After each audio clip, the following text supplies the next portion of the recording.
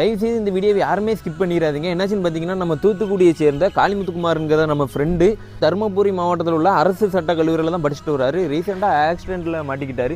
அது என்னாச்சுன்னு பார்த்தீங்கன்னா, அந்த மண்டை ஓடலாம் நொறுங்கிட்டு நம்ம தூத்துக்குடி ஏவிஎம் ஹாஸ்பிட்டலில் தான் அவரை வச்சுருக்காங்க. மொதல் ஆப்ரேஷனுக்கு 5 லட்ச ரூபா கேட்டிருக்காங்க. இப்போ பார்த்தீங்கன்னா ஒரு 3 ஆப்ரேஷனுக்கிட்ட அப்படி பண்ணணும்னு இருக்காங்க. மொத்தம் ஒரு 20 லட்ச ரூபா தேவை அப்படின்னு சொல்லியிருக்காங்க. இது எப்படின்னு பார்த்தீங்கன்னா, எனக்கு பழக்கம் பண்ணவங்க அங்கே நண்பங்கள்லாம் ஃபோன் பண்ணி சொல்லியிருந்தாங்க. நான் போய் நேரில் பார்த்துருந்தோம். அவரால் அந்த கை கால் மட்டும்தான் போதைக்கு அசைக்க முடியுது, மற்றபடி கொஞ்சம் இதுங்களா ஆப்ரேஷன் பண்ணணும்.